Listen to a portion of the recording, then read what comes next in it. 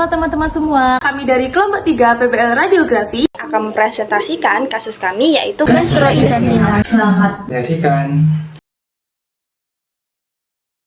Pemeriksaan gastrointestinal adalah pemeriksaan yang digunakan untuk mengevaluasi kondisi saluran pencernaan dan mendeteksi kelainan struktural maupun fungsional yang mempengaruhi proses pencernaan. Salah satu kondisi yang dapat diidentifikasi adalah atresia usus. Atresia usus merupakan kelainan kongenital yang dapat menyebabkan obstruksi total atau parsial dan kemudian dapat menghambat aliran makanan dari lambung ke usus kecil, berujung pada komplikasi serius yang dialami oleh bayi yang baru lahir. Gejala utama yang dapat dialami bayi berupa muntah hebat, distensi abdomen yang dapat menyebabkan perut membengkak dan kembung, kemudian kesulitan mengeluarkan mekonium atau tinja pertama saat ia baru lahir, gangguan makan, serta dehidrasi yang dapat menyebabkan penurunan berat badan.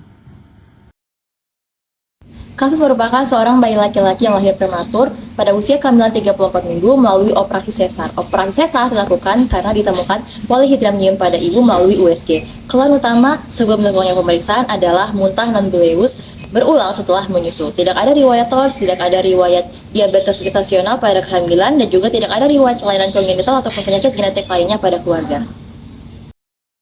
Kemudian ada persiapan. Pertama-tama tentunya kita akan melakukan persiapan pasien. Pada kasus ini, pasien berumur kurang dari 1 tahun, maka pasien diwajibkan untuk berpuasa 3-4 jam dan melepas benda logam di area diperiksa, kemudian mengisi informat consent. Dikarenakan pasien pediatrik sehingga seluruh prosedur dikomunikasikan ke keluarga pasien. Selain itu, kita juga harus memonitoring tanda-tanda vital pasien. Selain itu, tentunya kita akan melakukan persiapan alat dan bahan. Di sini tentunya kita akan menggunakan fluoroskopi, image reseptor 24x30, media kontras water soluble, orogastric tube, steril, kasa, fiksasi seperti thumb embord atau sandbag. Kemudian terakhir ada alat monitoring. Kemudian yaitu teknik pemeriksaan ada 2, yaitu AP dan juga lateral. Nah, pada kesamaannya yaitu menggunakan posisi pasien AP supine, di mana kaki dan juga tangan menggunakan imobilisasi. Nah, selanjutnya yaitu perbedaannya pada CR, di mana lateral akan menggunakan CR secara horizontal dan sama-sama menggunakan CR tegak lurus terhadap IR. Nah, SID-nya juga sama, yaitu 128 sampai 153 cm, dan juga KVP-nya juga sama, yaitu 45, dan juga MAS-nya 4. Nah, yang berbeda adalah CP-nya pada AP yaitu di tengah nipple, sedangkan area lateral yaitu di inferior nipple atau 2-3 cm, jadi di area ketiak. Nah, kemudian untuk kriteria citra pada AP ini akan memvisualisasikan antara apex sampai juga simfisis pubis, dan juga lateral juga sama, yaitu apex paru sampai simfisis pubis namun secara lateral. Tujuan dilakukannya pemeriksaan radiografi pada kasus ini adalah untuk menegakkan adanya dugaan klinis berupa obstruksi saluran cerna kongenital dan atresia usus. Kemudian pasien memiliki indikasi klinis berupa muntah non-bilious berulang setelah menyusui, dan ibunya memiliki riwayat penyakit polihidramnion selama kehamilan. Dalam kasus neonatus dengan dugaan gangguan sistem gastrointestinal seperti pada jurnal ini, pemilihan media kontras sangat krusial dan harus disesuaikan dengan kondisi pasien.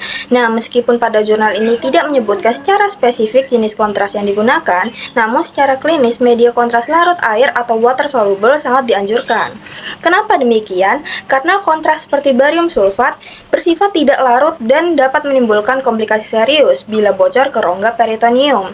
Sebaliknya, kontras water soluble seperti gastografin, diatrizoet, atau iohexol lebih aman, terutama jika ada resiko perforasi atau obstruksi.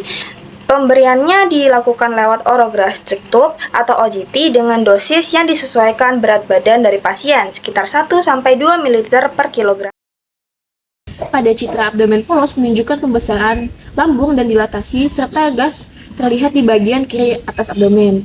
Kemudian pada pemeriksaan upper GI menunjukkan kontras yang menetap di lambung dan tidak mengalir ke bagian distal, serta terjebak di pylorus dan terjadi reflux ke esofagus. Selama pemeriksaan upper GI ini, lambung juga tetap mengalami pembesaran yang menunjukkan tidak adanya drainase ke bagian distal. Hal-hal ini menegakkan adanya diagnosis obstruksi saluran cerna kongenital, khususnya atresia usus berat.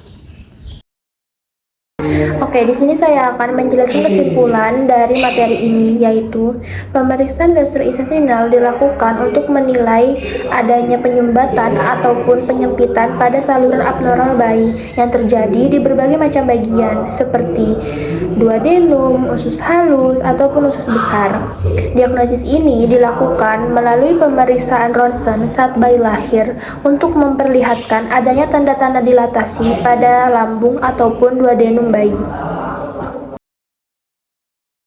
Es buah Registrasi.